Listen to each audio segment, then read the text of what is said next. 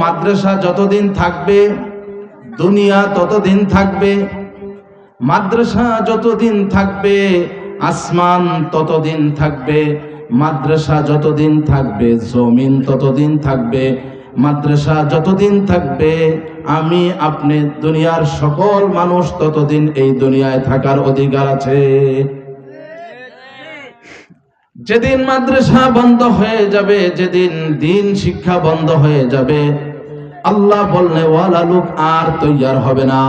নাস্তিক পয়দা হবে, মুরতাদ পয়দা হবে, বেদিন পয়দা হবে। আস্তে আস্তে পুরা সমাজ যখন নষ্ট হয়ে যাবে, আল্লাহ বলবেন এই দুনিয়া বাকি রাখার আর কোনো সার্থকতা আমি আল্লাহর নাই।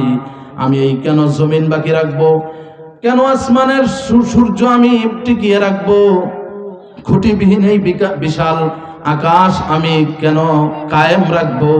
আমার তো একজন বান্দাও আমাকে আর ডাকে না, তখন ওই কিয়ামত হয়ে যাবে।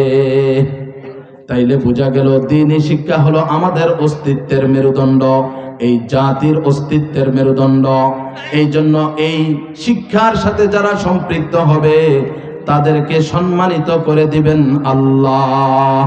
মাদ্রাসা কায়েমের সাথে যারা সম্পৃক্ত হবে, মাদ্রাসা প্রতিষ্ঠার সাথে যারা সম্পৃক্ত হবে, মাদ্রাসায় যারা সাহায্য সহযোগিতা করবে, ছাত্র দিয়ে যারা সাহায্য সহযোগিতা করবে, অর্থ দিয়ে যারা সাহায্য সহযোগিতা করবে, বুদ্ধি দিয়ে যারা সাহায্য সহযোগিতা করবে, শ্রম দিয়ে যারা মাদ্রাসায় সাহায্য সহযোগিতা করবেন, আল্লাহ তাআলা তাদের মর্যাদা বুলন্দ করে দিবেন, তাদের মর্যাদা সমুন্নত করে দিবেন। কি করে দিবেন বলেন? আল্লাহ তাআলা বলেন ইয়ারফাইল্লাহুল্লাযীনা আমানু মিনকুম ওয়াল্লাযীনা উতুল ইলমা দারাজাত। আল্লাহ তাআলা দুই শ্রেণীর মানুষের মর্যাদা বুলন্দ করেন। এক নাম্বার শ্রেণী হলো যারা ঈমানওয়ালা। প্রথম শ্রেণী যাদের মর্যাদা আল্লাহ সমুন্নত করেন, যাদের মর্যাদা বৃদ্ধি করেন, কারা? জোরে বলেন। ঈমানওয়ালা। ঈমানওয়ালা পয়দা হয় কোথায়? মাদ্রাসায়। ইলম না থাকলে ঈমানের দাম আসেনি বলেন? ইলমের দ্বারাই তো ঈমান আসবে। ইলম না থাকলে ঈমান আনলেও সেই ঈমান নাও টিকতে পারে। কারণ ঈমান আমাদের নষ্ট করার মতো দুনিয়ায় বহু মতবাদ আছে কি আছে না বলেন? ঈমানদার মুখে বলে আমি ঈমানদার, কিন্তু ধর্ম নিরপেক্ষতায় বিশ্বাসী। ঈমান আছে না গেছে? জোরে বলেন। মুখে বলে আমি ঈমানদার, থোতায় দাড়ি রেখেছে, মাথায় টুপি পরেছে, গায়ে জামা পরেছে, কিন্তু সমাজতন্ত্রে বিশ্বাসী। ঈমান কি তার আছে বলেন? নাই।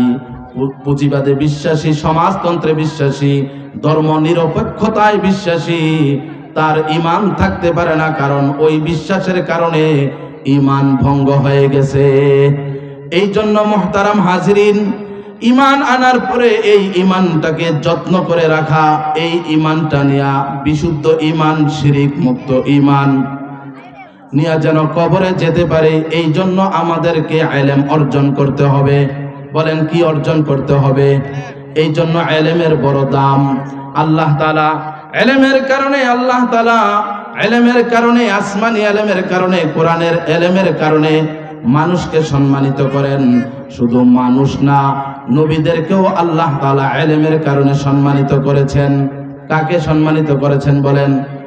আদম আলাইহিস সালামের দাম, আদম আলাইহিস সালামের মর্যাদা। ফেরেশতাদেরকে বললেন আদমকে সিজদা করো। আদম আলাইহিস সালামের দাম এবং মর্যাদা আল্লাহ বৃদ্ধি করে দিলেন। কেন দিলেন? ইলমের কারণে। কারণ ফেরেশতাদের ইলম ছিল না, আদম আলাইহিস সালামের ইলম ছিল। আল্লাহ তাআলা পবিত্র কোরআন মাজিদের সূরা বাকারার মধ্যে বলেন ওয়া আল্লামা আদামাল আসমাআ কুল্লাহা সুম্মা আরাদাহুম আলাল মালাইকা فقال أنبئوني بأسماء هؤلاء إن كنتم صادقين। আল্লাহ তাআলা আদম আলাইহিস সালামকে সমস্ত কিছুর নাম শিখাইলেন।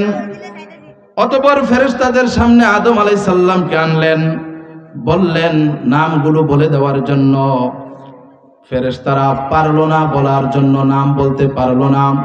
ক্বালু, ফেরেশতারা বলল, সুবহানাকা লা ইলমা লানা ইল্লা মা আল্লামতানা ইন্নাকা আনতাল আলিমুল হাকীম। আপনি পূত পবিত্র মহান সত্তা, আমাদের তো ইলম নাই, আপনি যতটুকু শিখিয়েছেন ততটুকুই আমরা জানি, এর বেশি আমরা জানি না। আদম আলাইহিস সালামকে বললেন তুমি তাদেরকে নামগুলো বলে দাও।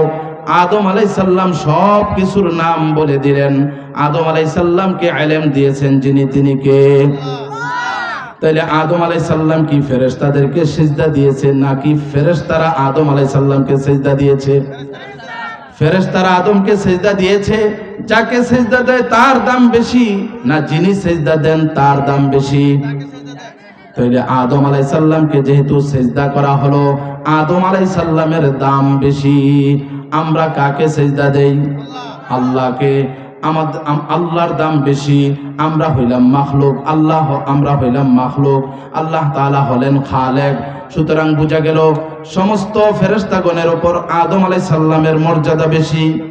বুঝে থাকলে বলেন কেন বেশি? ইলমের কারণে।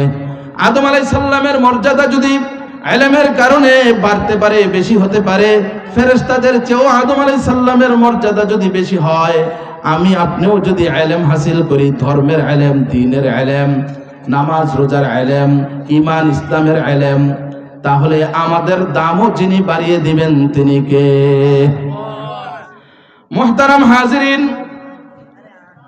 আল্লাহ রাব্বুল আলামিন এই দুনিয়াতে নবীদেরকে যেভাবে করে ইলমের কারণে সম্মানিত করেছেন, এইভাবে করে দুনিয়াতে আল্লাহ তাআলা ইলমের কারণে, জ্ঞানের কারণে মানুষকেও সম্মানিত করেছেন। নবী নয় কিন্তু মানুষকে ইলমের কারণে আল্লাহ তাআলা সম্মানিত করেছেন। হযরতে খিজির আলাইহিস সালামের নাম শুনছেন কিনা বলেন? পবিত্র কোরআন মাজিদের ৮ নম্বর সূরা আল কাহফের ৬৫ নম্বর আয়াত আল্লাহ তাআলা বলেন, ফাওয়াজাদা আবদাম মিন ইবাদিনা আতাইনাহু রাহমাতাম মিন ইনদিনা ওয়া আল্লামনাহু মিন লাদুন্না ইলমা। খিজির আলাইহিস সালামকে আল্লাহ তাআলা ইলম দিয়েছিলেন। মুসা আলাইহিস সালাম এই ইলমের জন্য, মুসা আলাইহিস সালাম নবী, পয়গম্বর, আল্লাহর কাছে আবেদন করলেন খিজির আলাইহিস সালামকে পাওয়ার জন্য। কথা বলেন ঠিক না বেঠিক? ইলমের পিপাসা ছিল মুসা আলাইহিস সালামের। তো মুসা আলাইহিস সালাম নবী হয়ে খিজির আলাইহিস সালামের সন্ধানে বের হয়েছেন। খিজির আলাইহিস সালাম তো নবী না, অথবা কোন রিওয়ায়াতে আসছে কেউ বলছেন নবী। তো খিজির আলাইহিস সালামের মর্যাদা আল্লাহ তাআলা বাড়িয়ে দিয়েছেন কিসের কারণে বলেন? ইলমের কারণে। সূরা লোকমান আলাইহিস সালামের নামে একটি সূরা নাজিল হয়েছে, সূরা লোকমান। আল্লাহ তাআলা ওনাকে হিকমত দান করেছিলেন, জ্ঞান দিয়েছিলেন। এই জ্ঞান এবং হিকমতের কারণে আল্লাহ তাআলা লোকমান আলাইহিস সালামের মর্যাদা বৃদ্ধি করে দিয়েছেন। তার নাম কোরআনের মধ্যে আল্লাহ তাআলা নিয়ে এসেছেন। কিসের কারণে বলেন? এমনি ভাবে তালুত, ওনার মর্যাদা আল্লাহ তাআলা ইলমের কারণে বাড়িয়ে দিয়েছেন। মুহতারাম হাজিরিন, রাসূল আকরাম সাল্লাল্লাহু আলাইহি ওয়াসাল্লামের উপর যখন ওহী নাজিল হয়, প্রথম কথাটুকু যেটা ছিল সেটা কোনো আমলের কথা ছিল না, সেটা অন্য কোনো ইবাদতের কথা ছিল না, শরীয়তের অন্য কোনো বিধানের কথা ছিল না, দুনিয়াবি কোনো বিষয়ের কথা ছিল না, সাংসারিক কোনো কথা ছিল না। আল্লাহ তাআলা প্রথম যেই আয়াতটা নাজিল করেছেন, সর্বপ্রথম নবীজির কাছে হযরত জিবরাইল আলাইহিস সালাম যেই ওহী নিয়ে এসেছেন সেটা হলো কি? ইকরা। জোরে বলেন ইকরা, পড়ো। ইকরা বিসমি রাব্বিকাল্লাযী খালাক। নবী হে, যিনি আপনাকে সৃষ্টি করেছেন, সেই সৃষ্টিকর্তা আপনার প্রভু, তার নামে আপনি পড়া শুরু করেন, পড়েন ইকরা। দেখেন প্রথম কথা ইকরা, পড়ো। পড়ার দরকার আছে কিনা বলেন? আল্লাহ তাআলা সর্বপ্রথম দুনিয়াতে কি বানিয়েছেন? কি বানিয়েছেন? কলম। সর্বপ্রথম সৃষ্টি করেছেন কি? কলম। সর্বপ্রথম ওহী নাজিল হয়েছে কি? ইকরা, পড়ো। কলম এবং লেখা পড়া, লেখাপড়ার দ্বারা, আসমানি ইলম অর্জনের দ্বারা, ইলমে দ্বীন শিক্ষা করার দ্বারা মানুষ তার সৃষ্টিকর্তা আল্লাহকে চিনতে পারবে। লেখাপড়া করার দ্বারা, আসমানি ইলম অর্জন করার দ্বারা, ধর্মীয় শিক্ষা হাসিল করার দ্বারা মানুষ জান্নাত এবং জাহান্নামের রাস্তা চিনতে পারবে, জাহান্নাম থেকে বাঁচতে পারবে, জান্নাত লাভ করতে পারবে। এই জন্য ইলম অন্বেষণ করা শরীয়তের মধ্যে ফরজ করে দেওয়া হয়েছে। বলেন, ইলম অর্জন করা কি ফরজ? ইলম অর্জন করা, জোরে বলেন, ইলম অর্জন করা কি ফরজ? কারণ ইলম যদি আমি অর্জন না করি, আমি কিভাবে শরীয়তের উপর চলবো, ইসলামী বিধানগুলোর উপর চলতে আমি পারবো না। নামাজ আমি পড়বো, তাহলে কিভাবে আমি নামাজ পড়বো যদি ইলম অর্জন না করি? রোজা রাখবো, কিভাবে রোজা রাখবো? ইলম অর্জন না করলে রোজা বিশুদ্ধভাবে রাখতে পারবো না। ইলম অর্জন না করলে হজটাও ঠিকমতো করতে পারবো না। ইলম অর্জন না করলে যাকাতও আমি ঠিকমতো দিতে পারবো না। এমনি ভাবে মুআমালাত, মুআশারাত, যাবতীয় সব কিছু আমার জীবনে যা কিছু করি, যদি ইলম অর্জন না করি, আমি আল্লাহর সন্তুষ্টি মোতাবেক কোনো কাজ করতে পারবো না। এই জন্য আমাদেরকে ইলম অর্জন করার দরকার আছে কি আছে না? জোরে বলেন। দ্বীনি ইলমের বিভিন্ন স্তর রয়েছে। কিছু আছে ফরজে আইন, কিছু আছে ফরজে কিফায়া। জোরে বলেন, ফরজে আইন এবং ফরজে কিফায়া। ফরজে আইন যেটা, এটা তো সবাইকেও শিখতে হবে। বলে আমি বুড়া হয়ে গেছি, হ্যাঁ, আপনাকেও শিখতে হবে। আপনি যুবক, বলে আমি স্কুলে পড়ি, আপনাকেও শিখতে হবে। বলে আমি তো এমপি সাহেব, আপনাকেও শিখতে হবে। আপনি চেয়ারম্যান, জি, আপনাকেও ফরজে আইনের ইলম অর্জন করতে হবে। আমি মুহুরি, আপনি মুহুরি, আপনাকেও ফরজে আইনের ইলম অর্জন করতে হবে। ফরজে আইন এটা মাফ নাই, এটা ছাড় নাই, সবাইকেই শিখতে হবে। বলেন, সবাইকেই, যে যেই পেশায় আছে, যে দুনিয়ার যেই পেশায় নিয়োজিত আছে, তাকে ফরজে আইনের ইলম অর্জন করতে হবে। ইবনুল কাইয়ুম আলাইহির রাহমা তিনি বলেছেন, ফরজে আইন কোন কোন ইলম?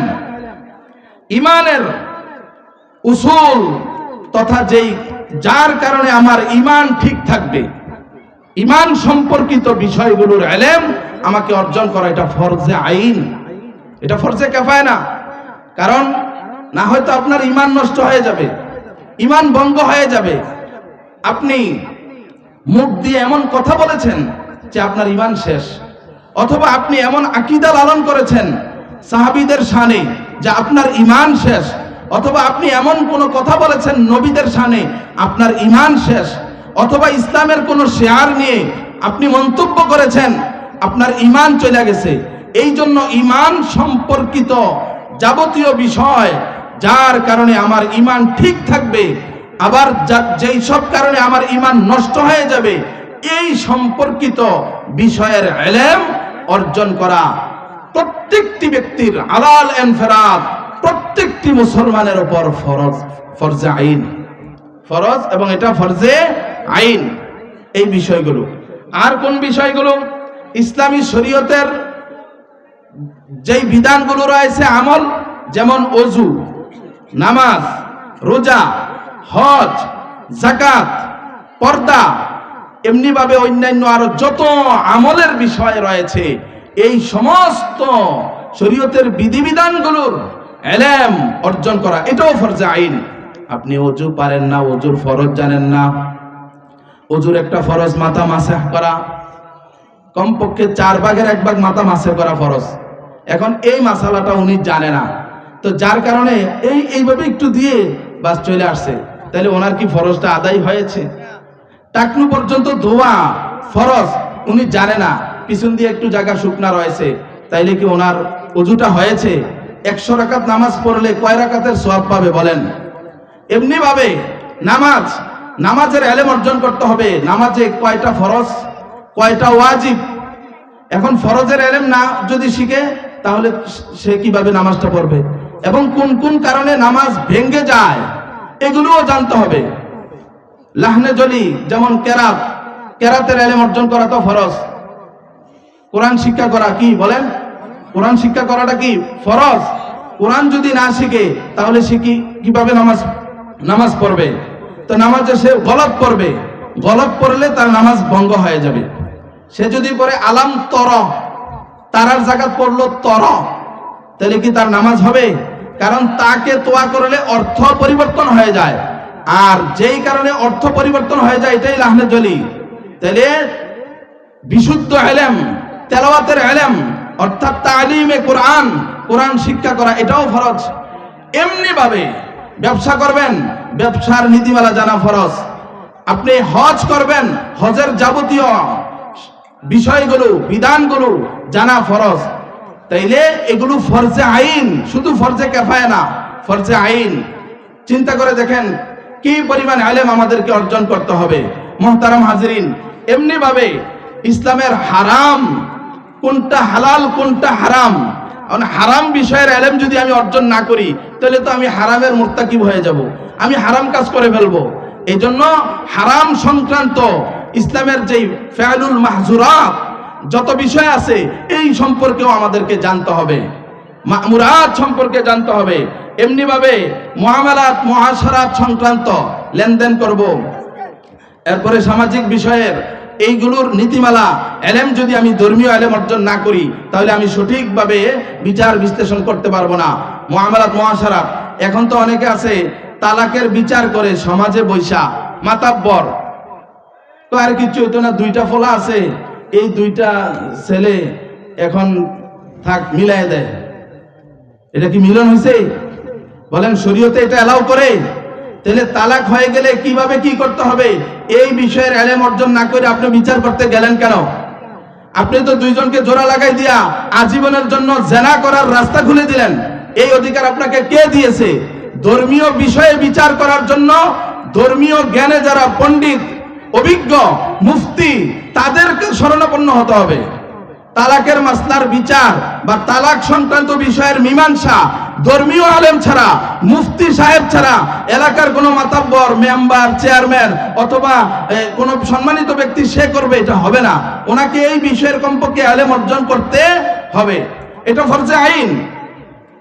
মুহতারাম হাজিরিন, এই জন্য রাসূল আকরাম সাল্লাল্লাহু আলাইহি ওয়াসাল্লাম বলেছেন ইলম অর্জন করা ফরজ। সুনান ইবনে মাজার 224 নম্বর হাদিস, রাসূল আকরাম সাল্লাল্লাহু আলাইহি ওয়াসাল্লাম বলেন তলাবুল ইলমি ফারিদাতুন আলা কুল্লি মুসলিম, প্রতিটি মুসলমান চাইছে পুরুষ হোক চাইছে নারী হোক তাকে ফরজে আইনের ইলম অর্জন করতে হবে, এটা ফরজ।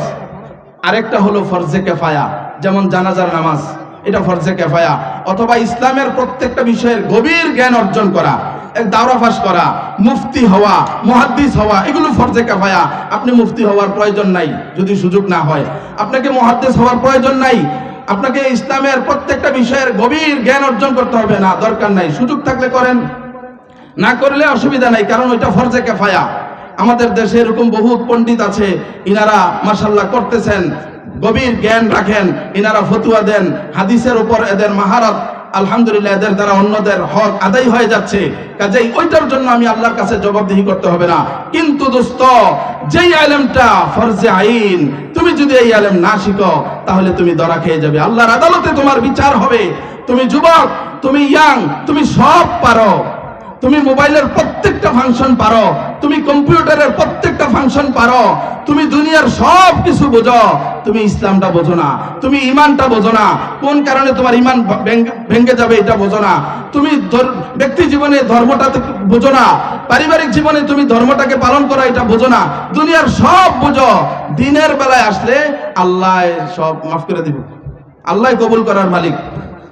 নামাজ পড়ে মুরব্বী ইলম শিখে না, তো আল্লাহ কবুল করার মালিক, আল্লাহ কবুল করবে। আপনাকে আল্লাহ বলছেন ইলম শিখতে, আল্লাহ বলছেন কিনা বলেন ইলম শিখতে? তাহলে এই যে মুখস্থ এক কথা, আল্লাহ কবুল করবে আমি যেটা মন্দির এটা করি। আপনি এই যে বিজয়পুর বাজার, লালমাই বাজার যাইয়া জামা বানাইছেন, সে এটারে খাটো বানাই ফেলাইছে, আপনি মাপ দিয়েছেন 46 ইঞ্চি, সে বানাইছে এটা 40 ইঞ্চি, এই জামা আপনি আনবেন নি? আনবেন কেন? আমি 40 ইঞ্চি বলে আমি তোরে মাপ দিলাম 46, তুই বানাইলি 40। তাহলে আল্লাহ তাআলা এই দুনিয়ায় যাবতীয় সব বিধানের একটা মাপকাঠি দিয়েছেন কি দিয়েছেন না বলেন? তাহলে আমি যে মন মতো করি, তাহলে মন মতো করলে আর নবী পাঠাইছেন কেন? মন মতো করলে আর কিতাব পাঠাইলেন কেন? রিজালুল্লাহ, কিতাবুল্লাহ, আল্লাহ পয়গম্বর কেন পাঠাইলেন? আল্লাহ কোরআন কেন পাঠাইলেন? এই জন্য আমাদেরকে কোরআন শিখতে হবে, আমাদেরকে ইসলাম শিখতে হবে। মুহতারাম হাজিরিন, ইলম সম্পর্কে যেই কথাগুলো বললাম, আল্লাহ তাআলা আমাদের সবাইকে এই কথাগুলোর উপর আমল করার তৌফিক দান করেন। ইলম যদি শিখি, এই ইলম আমাকে কবর পর্যন্ত শান্তি দিবে, একবারে কিয়ামত পর্যন্ত। মানুষ মারা গেলে তিনটা জিনিস বাকি থাকে। এক নাম্বার বলেন কি? সদকায়ে জারিয়া। দুই নাম্বার ইলম। তিন নাম্বার নেক সন্তান। আল্লাহ তাআলা আমাদেরকে বুঝার তৌফিক দান করেন।